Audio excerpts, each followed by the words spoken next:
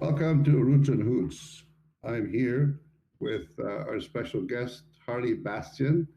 I'm your host, Gordon Spence from the Legacy Hope Foundation. Hello, Harley. How are you today? I am doing fine, my friend Gord. It's nice to talk with you again. How are you doing? We're doing good. We're doing good. You know, the weather here is beautiful today. Sun is shining. It's been kind of tricky trying to do work, from home, but somehow we're managing. So yeah. Other than that, we're all doing pretty good. Harley, maybe just to start off this podcast, you can introduce yourself in terms of like who you are, where you're from, and what you do as an occupation. Oh, very good, Gord. Hey, first of all, I'd like to show my appreciation and thanks for you folks reaching out to ask me to join in on this podcast here. I very much appreciate it. My name is Harley Bastien. My Blackfoot name goes as Itumamachka. I like to greet you all in my native tongue. I start off with Damix Chistico. Nistuenok Itumamachka. Numchtu tu Piikani. What I just said to you folks is that wish you all a very nice day. My name translated into English basically means the leader. And I am from the Piikani people, which today we call ourselves Nation. I guess a bit about of who I am and where I come from. We were formerly known as the Pagans, but like all First Nations, we claimed back our traditional names, and we're the Piikani. Yeah. We're part of the Blackfoot Confederacy. Right. We make up one of the four tribes or nations. We've got the Blood to the south of us, Siksika, the Blackfoot to the east of us, and we're the Apatoxi Piikani, the North Piikani, and Amskapoxi Piikani. They're our largest part of our nation, the Blackfoot Nation. They're located just inside Montana. They're presently known as the Blackfeet. Okay. That's kind of who we are as the people, as a nation. How far is your territory? Is it in Alberta, or does it are your traditional territory beyond those borders? Traditional territory goes beyond the 49th parallel. Mm-hmm. When that was surveyed up back in the circa 1850, 60 era, somewhere in there, the Blackfoot people referred to it and translated into English as the medicine line. Mm-hmm. That's what we call the border. Yeah. And I'll get back to the medicine line, why we call it that. Our traditional territory is marked by rivers. Yes. Native people, we mark our territories by rivers. Right. Our northern border is the South Saskatchewan River, as far as up into present-day Edmonton. Then it goes all the way down to the Missouri River. Yeah. That's our north-south border. Would that be Montana? Yeah, well into Montana, right in around where present-day Great Falls is. Yeah. Right up in that area. Pardon me. And for east-west, We encompass the Cypress Hills and what we call the Sand Hills Uh-huh. to the east. And to the west, we go as far as a place we refer to as Amikui. Amikui means where the water flows the other direction. So basically, it's right there at the Continental Divide. That's the scope and size of traditional Blackfoot territory. And we all had our own areas, again, marked by rivers. For Piikani, our area is from the Little Bow River to the north and up to the, what they call today, the Waterton River. Is how we call it in Blackfoot. That's Piikani's territory. Basically, my people, our tribe, we were stationed here in this area to safeguard the Crow's Nest Pass from invasion or intrusion because, like today, we have all these highways and railroads and whatnot, and we hear a lot of stories about, or just the one side history of what the British North American and British Canadians have today's modern day history. But all those roads and railroads and passes they claim to have discovered were well established for many thousands of years by our people. They basically just followed our trails. It's not like they cut their way through a vast jungle with no, That's right, yeah. So basically, so that all kind of ties into why we're here, because we've been invaded from the west, from the Crow, the Kootenawa, and all the different tribes would come through the other passes through the mountains and sneak down through the Crow's Nest and attack us, eh? So beyond that invasion threat and reason why it was important to guard the Crow's Nest Pass, it's also a very phenomenal area in natural phenomena in that it's right where I live, where we get a lot of west wind, especially during the winters. And we get these Chinooks frequently throughout the winter season. The Chinooks are generated on the west coast off the Pacific Ocean, which consists of a warm air and follows the passes that all the way through the mountains and blows out right here at the mouth of the Crow's Nest, where the prairies and the mountains connect. That's what we refer to as the mouth of the Crow's Nest Pass. So you can well imagine where you've got standing snow all winter that makes life exceptionally hard, especially for grazing animals, ungulates and that. Here the snow is all blown away and there's open grazing. So vast herds of ungulates would hang here. Bison, elk, deer, moose.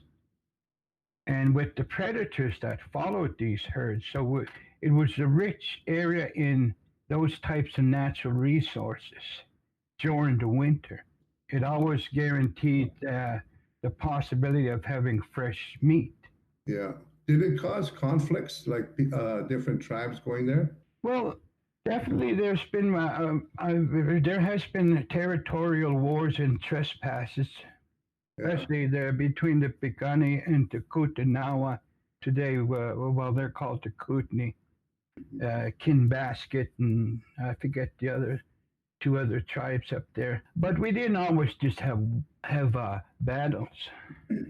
We also shared the wealth here, in that we would trade or we would tax these people who needed these resources. They would come down and barter. And we've been bartering for thousands upon thousands of years as Native people from coast to coast to coast.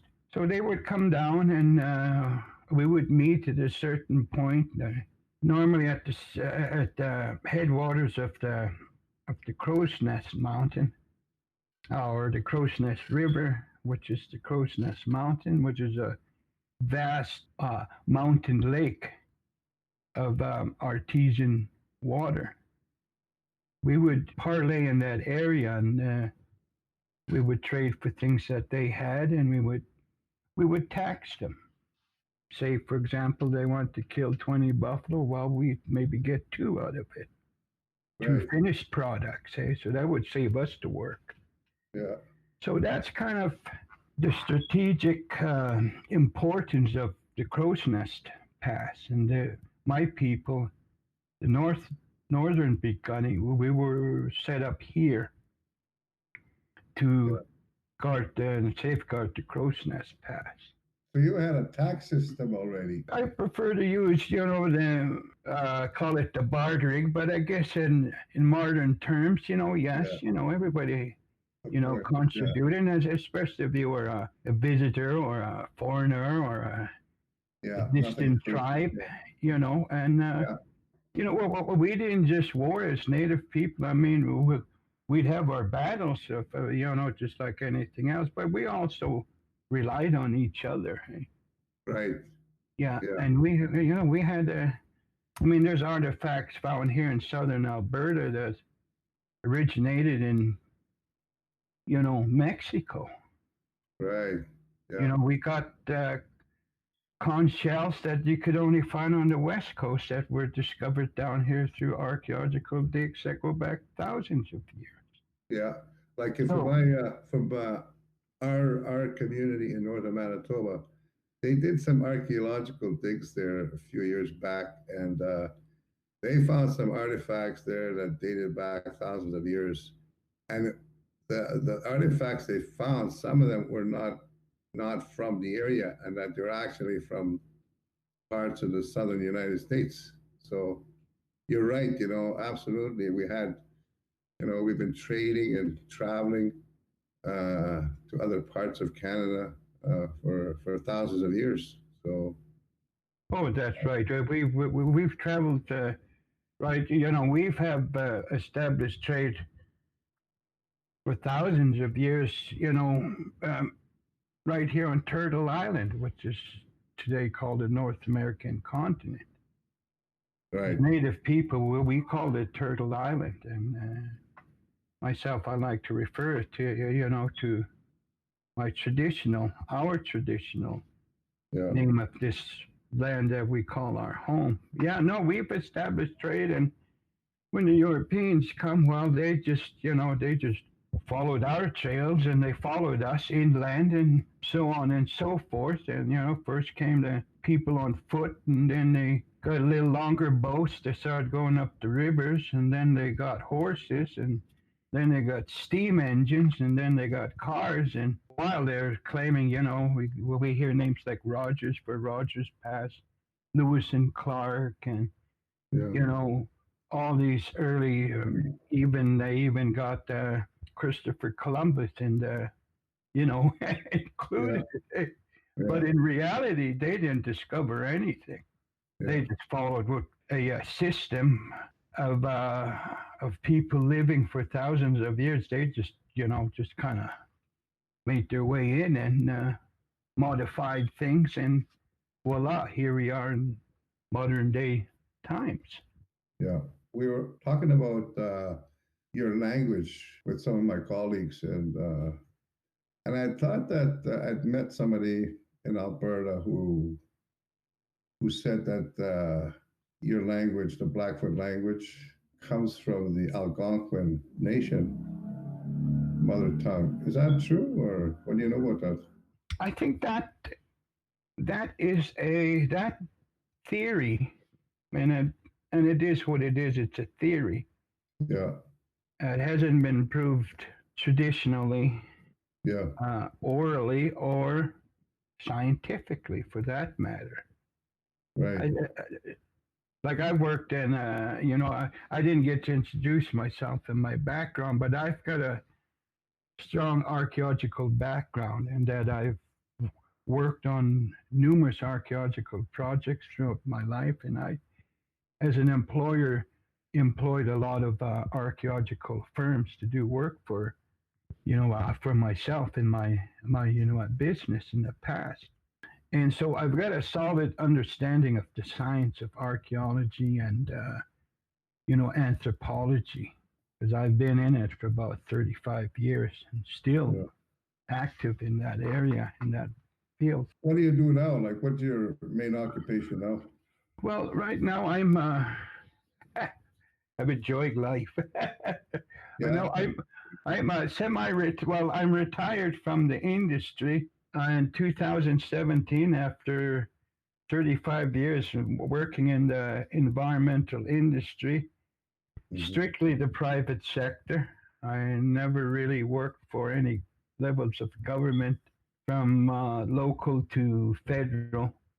I've been involved with government projects, but as a contractor and subcontractor, I've been involved with other governments, the state of Montana, state of New York, and spend a fair bit of time in China, working with various governmental ministry, departments over there. So I've got a background in that area. But today I'm semi-retired. I retired, but couldn't really get away. I keep getting called back, and because of my commitment to Mother Earth, I can't say no. If someone asks me and I don't feel like, but I'm committed. To me, it's a personal commitment that I made when I was a child many years ago. Yeah. Well, you have an interesting place there from when we visited a year and a half or so ago. You want to just talk a little bit about that? I think it's called Buffalo Rocks. That's right. It's called Buffalo Rock Teepee Camp. Basically, what Buffalo Rock Teepee Camp is a educational outdoor learning venue. It's geared towards the program that I established there uses two different areas to approach nature and the importance of nature, the land, the climate, the spiritual integrity of the land, how important that is, and how little we are aware of it in present day times. We weren't always like that. When I say we, not only natives of Turtle Island, but even in Europe, they used to call them pagans down there, because they had a spiritual and a respect for things like trees and grass and animals, eh? And that's where the spiritual integrity lies. Is in all that energy that emanates from the planet, all the life source, the air, the water, plants, they all got spirits. Right. I think that only man has a spirit is to me, I haven't got words for it other than lost, maybe, delusional. So at Buffalo Rock, because of the strong science background I possess and fundamental and strong traditional knowledge that I have, I combine what I call indigenous science and Western science, and I bring them together. And I take that knowledge and wisdom and I bring it out onto the land, and I open a whole new perspective to people who were either just strictly from a scientific modern day community, and also exposed to traditional people to the science. So I bring both, I guess we could say, disciplines together, and I teach, not in a classroom, but right on the land. So that's basically what the essence of Buffalo Rock Teepee Camp is.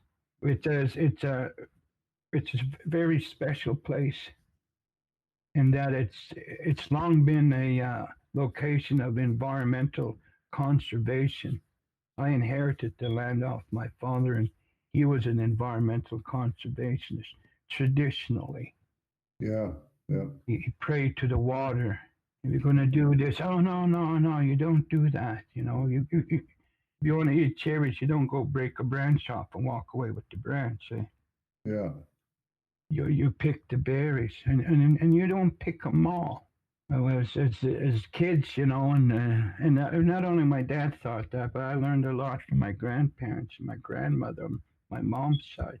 For example, today it's all about maximization, make it worth my while, getting bang for my buck sort of attitudes that rules the planet as far as mankind is concerned. Right. Traditionally is you take what you need and you leave it. Yeah. Two different concepts. And I think I'm going to use that concept in a story just to kind of broaden that. For example, we at Buffalo Rock Teepee Camp, which you and your colleagues came and spent some time there, we have choke cherry and Saskatoon trees grow there. As a kid, we could not break any branches, and we could only pull the branch down so far, the tree down so far. We always left the top berries there. We could have easily bent the tree right down and harvested all the berries. We left them because this is what I was taught. We leave the berries up there for the trees so their seeds can fall on the ground. They can continue growing. And we leave the berries up there for the birds. They need to eat too. So we always done that. About 30 kilometers to the north of me is a Hutterite colony, Granham Colony, and they've been friends of my family's, my dad and even my granddad, and they've known each other all those years. When I came in possession of the property, I got a call from the Granham Colony, and they came down, and I wasn't around to supervise them at the moment. So I said, yeah, go ahead. And so they came in, and I come down there, and there they were picking. And they had little regard for tree damage, hey. They just went there and pulled them right down and picked everything up in there. And I said, well, hey, wait a minute. You can't pick them all. And they just looked at me with this, what do you mean? It's just, well, and before I had a chance to talk, there's, half a dozen Hutterite ladies and a bunch of other young girls just all kind of coming down on me and say, they're just going to fall on the ground. Yeah. And I used the story as an example of two different world views on one tree. One is to just to maximize it, take what you can and just walk away. And the other is to conserve and take what you need and leave the rest. These are the kind of things that I teach at Buffalo Rock. And I help open eyes, I hope, to young people. I embrace young people to come and spend time with me and Buffalo Rock and my support staff and the elders. And we bring a whole different experience to outdoor ed. Any of the post-secondary science, disciplines. I get a lot of post-secondary universities, college participation, school districts, elementary, junior high. So this is that's basically the classroom, outdoor Blackfoot Traditional Learning Center that I've be entering into my would have been my ninth season this year. Yeah. But even as we speak, Buffalo Rock is an ongoing facility. Like any other facilities, there's maintenance to be done and preparations for, next year or whenever things come back to what we're calling the new norm. So that's kind of in a nutshell. That's what we teach there at Buffalo Rock. We also not only teach, the plant relationship, but we have numerous teepee circles on the property, stone effigies, buffalo wallows. We had some archaeological test pits dug there, test holes by a team of international archaeologists, and very fascinating, very rich in the Blackfoot culture. Yeah. You know, you could see it from right on top of the land. Uh, Yeah. we also teach spiritual component of how trees communicate, of how the birds in the trees communicate, and how we're all just interlocked together. Mm-hmm. And and I like teaching that to children and younger people and people that are in post-secondary that are going on to be teachers. And I feel if they leave Buffalo Rock with a little bit of that energy, with a little bit of that understanding, and hopefully a little bit of that spirit, that it can help out our situation as a species. Yeah. You know, because as a species, mankind were very harsh on the other species. Right. Just like, you know, Max today I see the biggest enemies of life as we know it on the planet, the spirit of the planet, is luxury and profitability. You know, it's all about maximizing my profit, even though we're just ripping off future generations of our own kind. You know, we can party today, but they're going to wake up with the mess and have to contend with it. Yeah. So these are the kind of things that I teach at Buffalo Rock. Uh-huh. And my learning is started at home. I was born and raised on the reserve. I left the reserve as a teenager and pretty much been all around the world, seen many sights and sounds that I never experiences that I never, in my wildest dream, I would have ever. But all the while, I used nature as my guide and followed her and respected the teaching that I was brought up with. And today I basically come full circle. Yeah. I left the Old Man River Valley and I'm back at the Old Man River Valley. That's the river, right? That goes through your territory and your land is called the Old Man. Well, it's today, yeah, it's called as the Old Man River, but that's not the traditional name for it. The traditional name is Napi. Napi is a figure in Blackfoot culture that teaches us a lot of things. He's a teacher in many ways. He's also a trickster, and he's got nasty ways about him too. Right. You know, and Napi teaches, has taught the Blackfoot people many lessons. Yeah. And these lessons are through stories and which all have a meaning. There's a lesson in every one of those stories for mankind, every one of those Napi stories. So being Napi and his major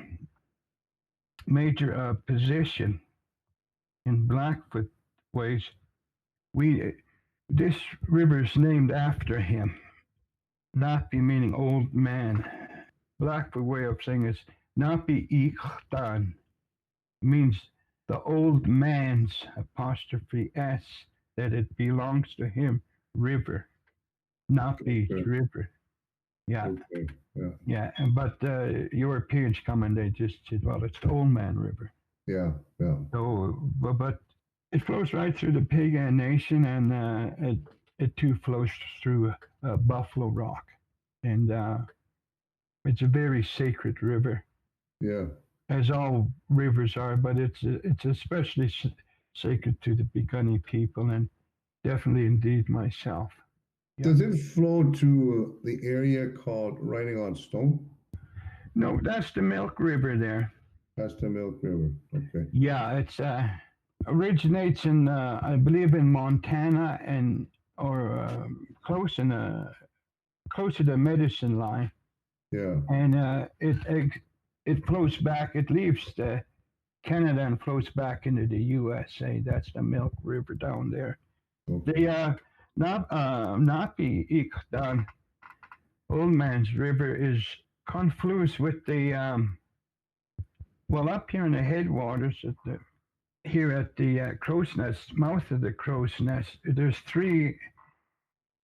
The Oldman River is combined of three rivers. What they call the Castle River, or we call the Paint River, where we get the paint. And then we've got the Crow's Nest that comes out of the Crow's Nest Pass and the Crow's Nest Lake. Then we've got the Old Man that comes out of Napi's Playground, up Thunder Mountain, way up on the backbone, that part of the country. They join at one point to the west of us here, and then they form the Old Napi Ikdam, Old Man's River. And it continues down to close to the proximity west of Lethbridge, where the Belly River and St. Mary's River and the Waterton River, they all conflude on their own area, and those three rivers join and they conflude with the Old Man, making the Old Man's River what it is.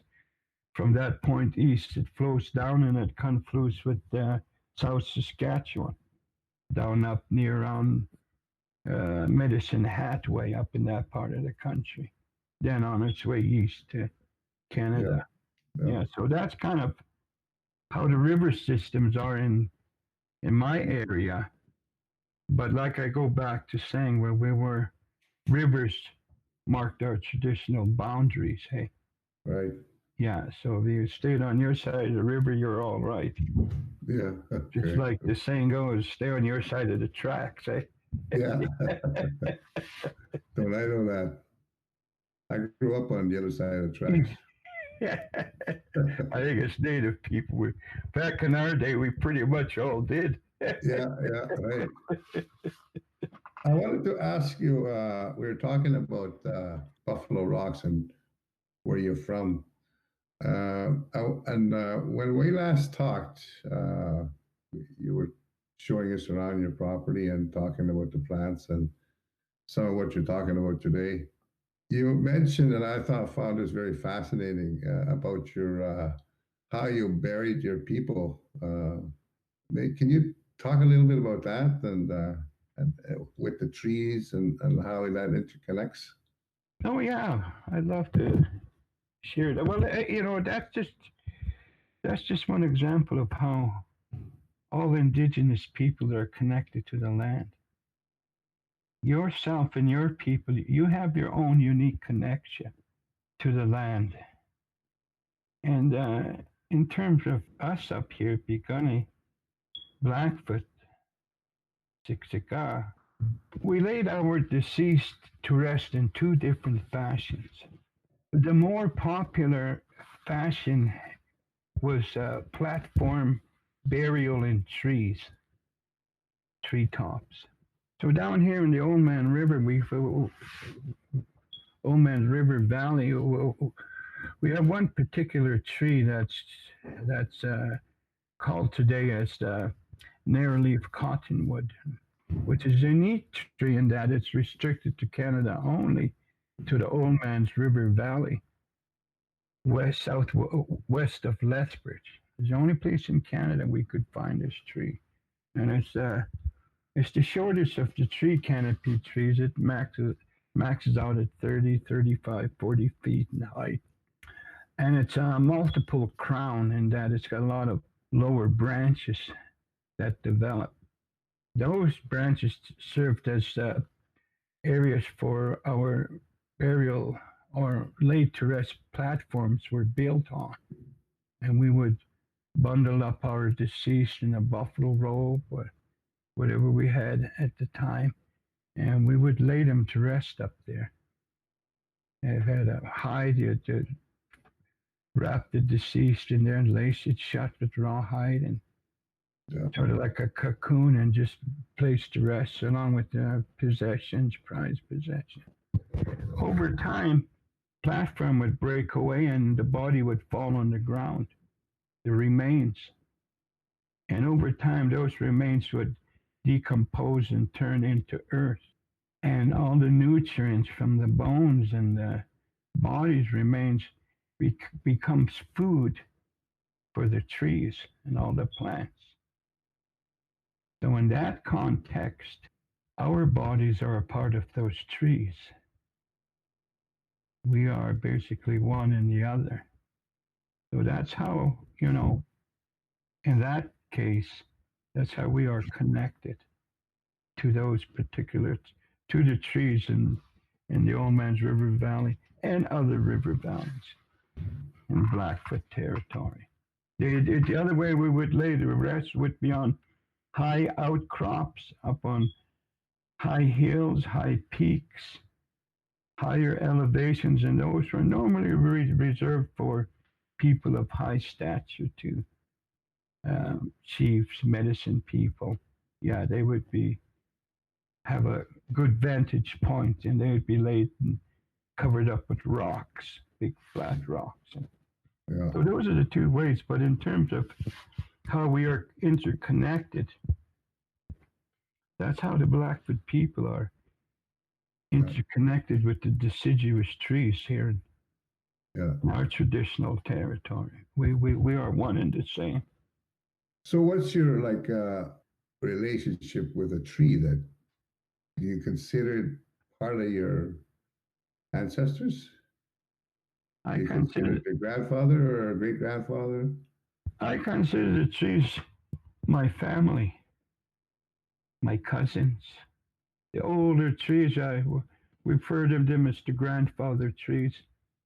I know of several in the valley down here, and I give them a big hug every time I go by them. I talk to them and pray with them, give them a little bit of offering, tobacco, and give them the utmost respect that I can. Yeah. Because without trees, there'd be no life as we know it on this planet. The trees are the lungs and the blood veins and the backbone of life as we know it. They're very important. But over time, again, nowadays people look at the trees and all they see is dollar signs, say, chop them down. And it's true, we need lumber, but there's a saying that I like to associate myself with in my ways of conducting my time on the planet is that harmony and balance. The more we try to attain harmony and balance in our lives, on our planet, and even within ourselves, the better things are going to be for the planet.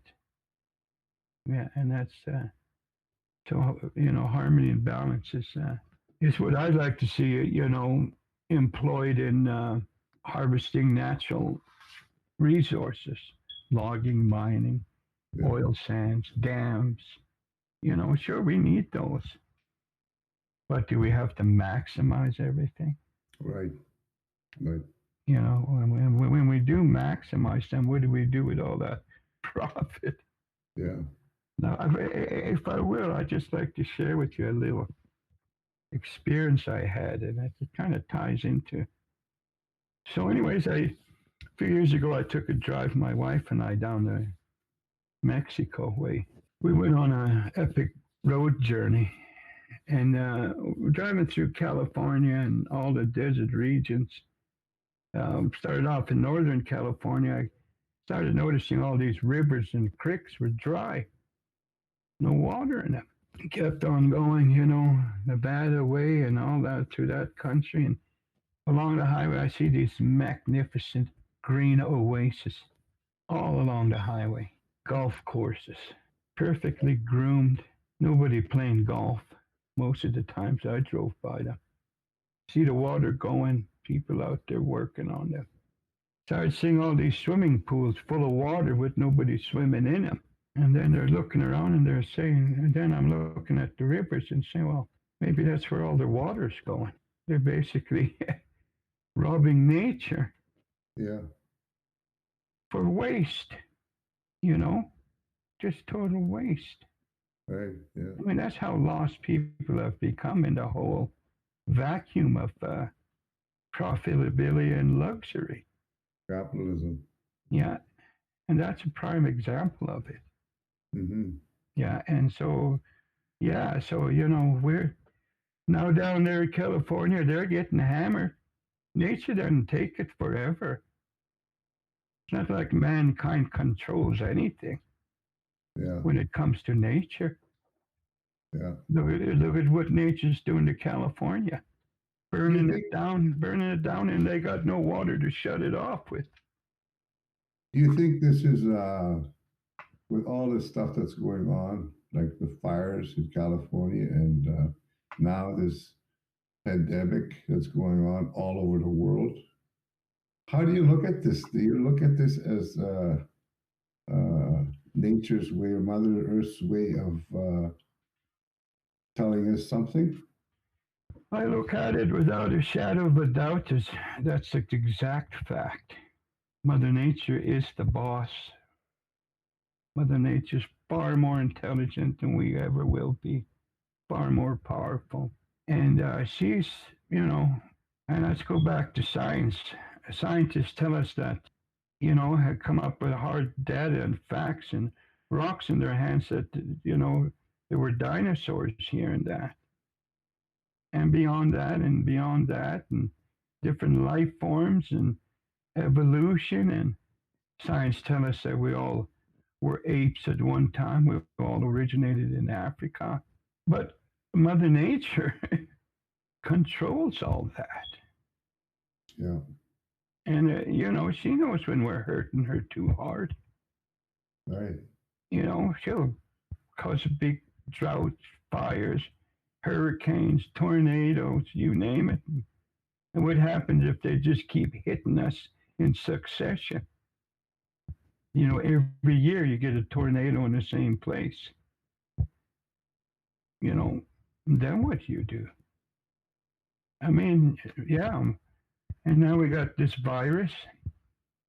It originated in the planet, and the planet it originated on this planet. And this planet has got energies that we have not even come to realize. I'm saying, yeah, for sure. She's setting things straight. Yeah, I believe that, and there's other people that won't believe it. I mean, some believe in blind faith. Yeah. If I eat my vitamins, say my prayers in the morning, everything's going to be all right. There's a lot of people like that. Yeah. Yeah. But each to their own, I guess. But the bad thing is that we all share the same destiny. That's right. Yeah. Yeah. You have a very fascinating culture. You're a very interesting man to talk to, person. Very knowledgeable about your culture. And there's so many things that we can talk about just on your culture alone.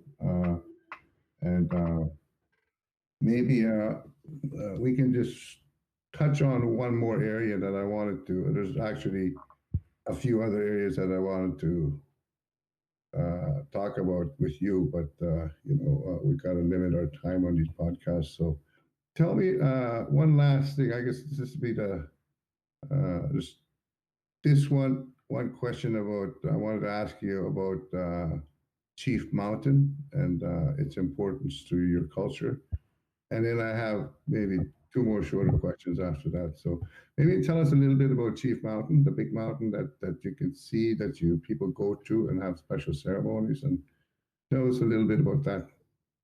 Okay, Chief Mountain is like you mentioned is a very sacred spot. We call it in Blackfoot Nimnastaku, Chief Mountain. Mistakiks are mountains. Mistaku is referring to one mountain. Ninastaku is what we call it.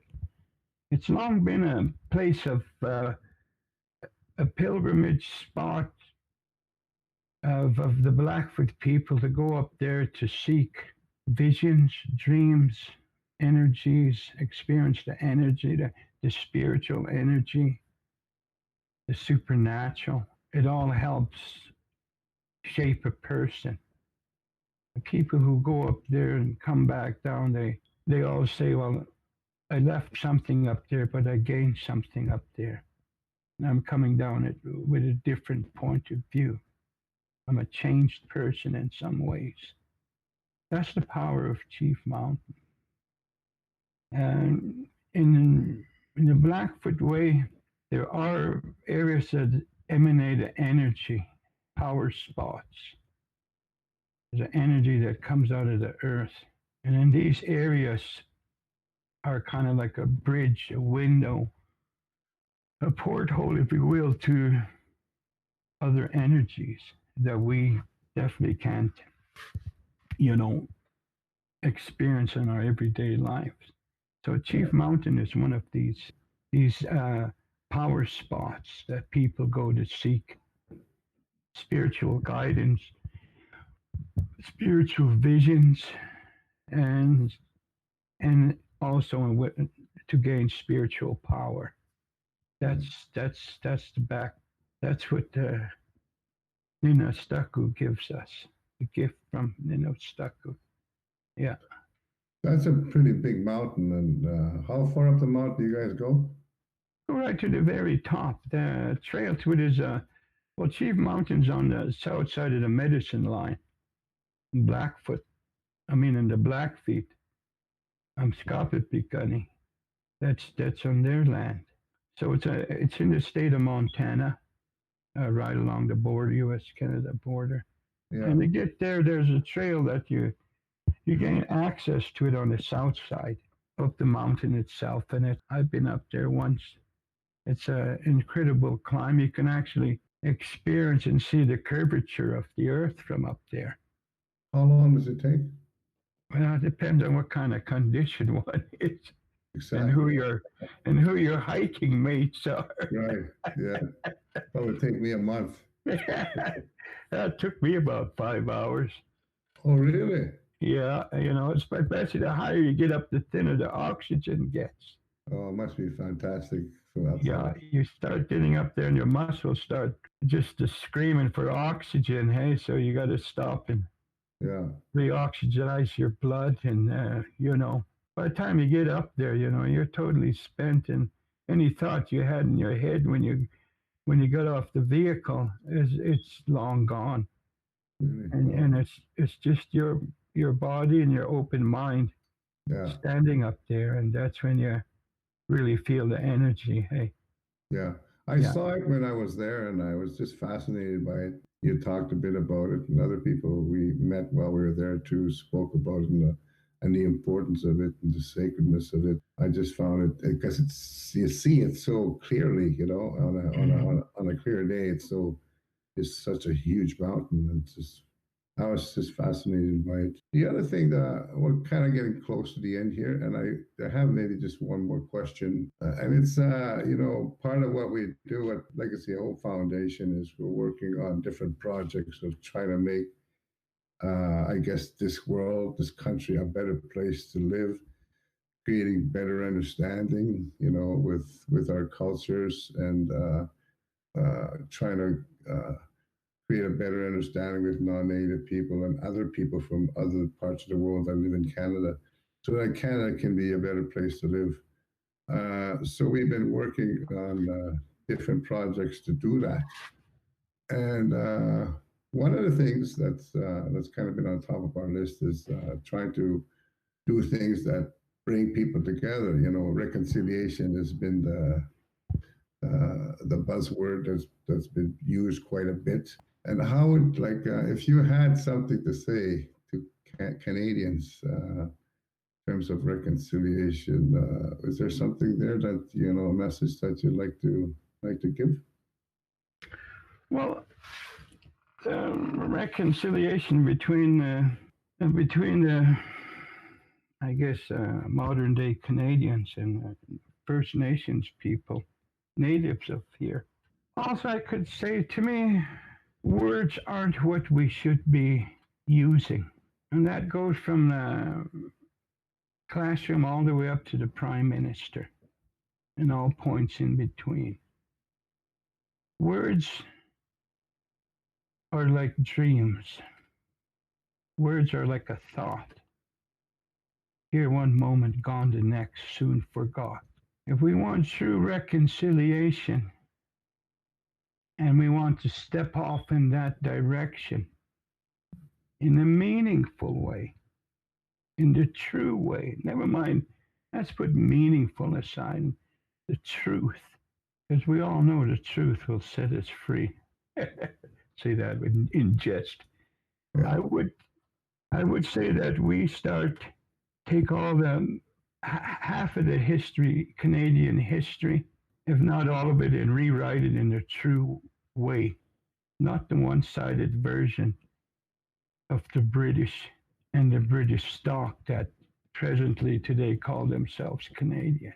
It's not like Canadians grew out of the potato patch and were always here. That goes for the Americans. It's not like, somebody planted Canadian seeds here 300-400 years ago and boom, you know, they Yeah. came here from Britain. Right. In a lot of cases, they were their rejects. Right. They sent shiploads of convicts and derelicts and undesirables to come and tame the new land. Now they got to stop putting all this Jacques Cartier and stuff aside and say, yeah, we sent 1 to 1,000,000 criminals over there. And yes, all their trails are. Rogers never discovered Rogers Pass. He just followed the natives up there. Yeah. We followed.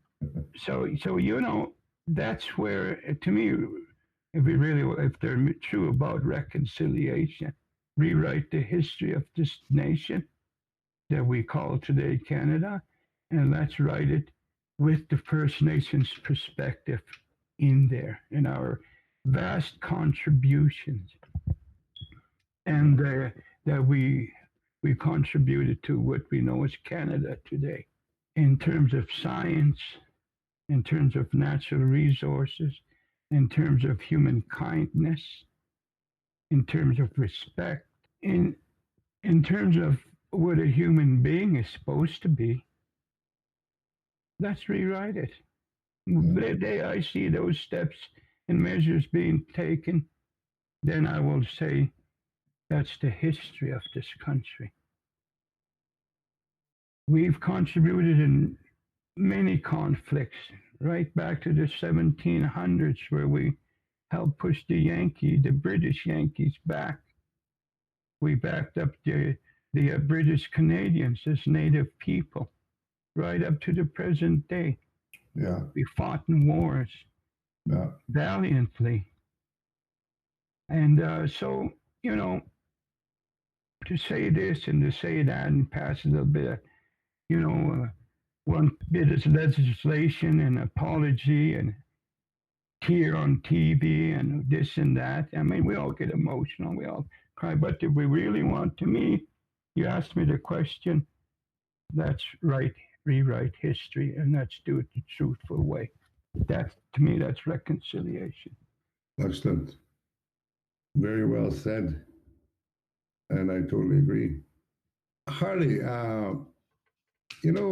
part of our culture, well, a good part of our culture, Aboriginal culture, has humor. And I guess, it's part of our resiliency. It's kind of a built-in resiliency that we have, in our nature. And everywhere I've gone across this country, and I've met, so have you, I'm sure, other Aboriginal people, and I've always found that there's, the same commonality is that they have this humor. And so part of Roots and Hoots is to put some humor in our discussions, and and that's the Hoots part. And we just finished talking about the Roots part. So we're just the last kind of thing we want to end off this podcast is we ask our guests if they have a joke or a funny story to tell. It's up to you. It's optional. If you don't have one, that's fine too. So I'll leave it at that with you. And when you're done, we'll just close it off. Well, I agree with you. To me, it was funny. I'll share a little experience, little story that. And so where I live, I get all sorts of birds come visit my place, and that they land on my decks, and that I get birds, magpies, and owls, and falcons, and eagles, and hawks. They all just, I don't know why they converge near my home. But we had a few years ago, we had a spring storm, and I got a wood heater in my basement that I utilize. And anyway, so I come down, it's around June or something, and I could hear something in my stovepipe. I figured it was a bat. So there we go, I figured. So one morning I was kind of chilly, a day or so after I heard that noise. So I went up to my wood stove and I was going to start it up. I like the smell of that wood and not so much the furnace. So anyway, so I go and get all my paper ready, put it on top and kindling on top of the stove, and I open the door, and something just comes flying or just shoots out of that stove. Ashes flying all over, and I topple right over backwards, and I just like in a state of shock. I see all these ashes in the air, and I was scrambling around, I jump around, I look around, and here's this duck. Mallard duck somehow made its way down by chimney and ended up in my stove. Yeah. So when I opened my stove, it's come out of there like a bat out of hell, as they say. Knocked me flat on my back, spilled all my tea and stuff, and needless to say, the wife started hollering upstairs. She heard me and all the ruckus down here, and so she comes downstairs, and we got two little house puppies. Follow down, and you want to see the definition of craziness: screaming, barking, ducking. It was just, I wish I had a camera. I would have put it on the funniest videos. I can just see it. Long story short, we grabbed the blanket. I bundled up the duck, cornered the guy, and took him outside and let him go. And he was sure, I'm sure he was just as glad to leave as I was to have him go.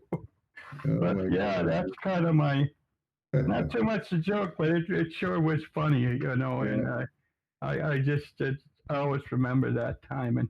But nowadays I go to my stove and I'm always a little cautious when I open the door. Never know what's going to spring out of there. Yeah.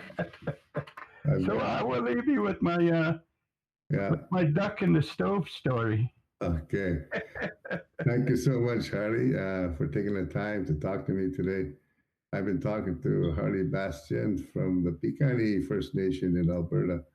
And this is Gordon Spence signing off. Roots and Hoots. Join us again next time. Thank you very much.